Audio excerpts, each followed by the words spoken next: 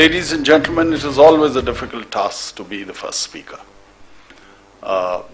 And because the stage has not yet been set, and if you are given this responsibility to set the stage, the tasks become even much more difficult.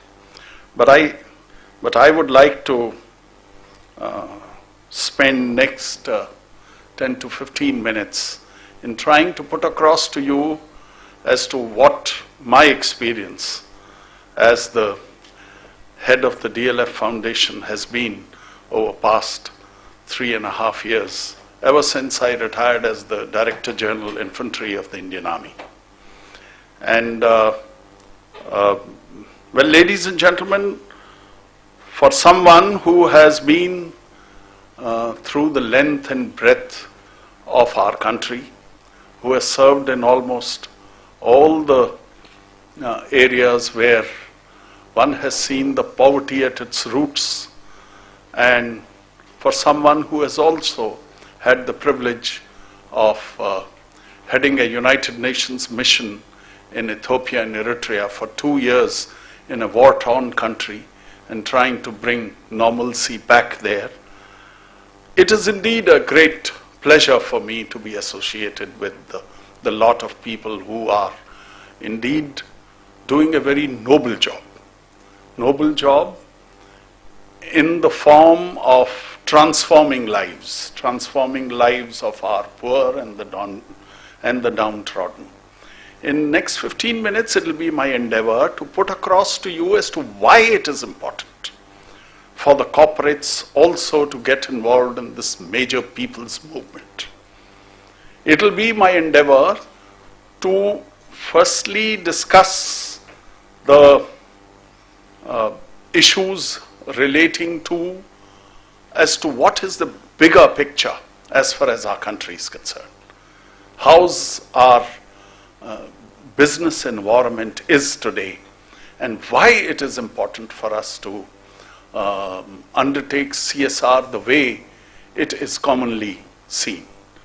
And then I'll spend about 3 or 4 minutes in trying to put across to you as to what we are doing in our foundation. CSR is important, but why is it important? Why is it important that the corporates must spend some time and money to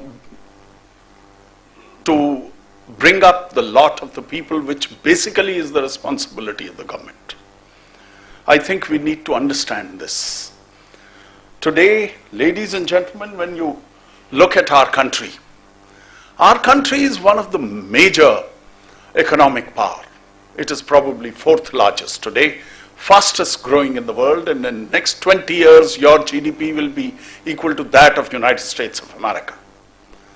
You have the largest technical manpower in the world today. You also are already an IT superpower, and your 1 billion young population with an average age of only about 27 or 28 is actually a greatest asset.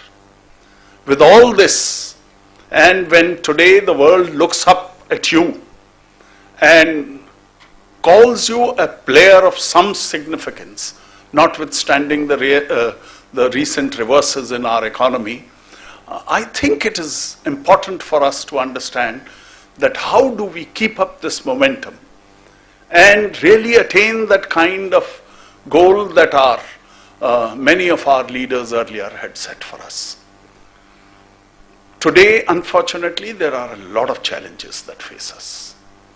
And the bigger challenges out of these are the security threat and terrorism, but more importantly, the root cause of all this as to why all these terrorism and the insurgencies and militancy grow in our country has been the wide disparity between the rich and poor. Have you ever, for all of us who have been sitting here in air-conditioned houses, working in air-conditioned offices, have we ever paused and think that what is the reason as to why there is Naxalism, Maoism, and all kinds of insurgencies that are mushrooming in our country over a period of time? The basic cause, ladies and gentlemen, of all this is that we have not been able to look after our poor.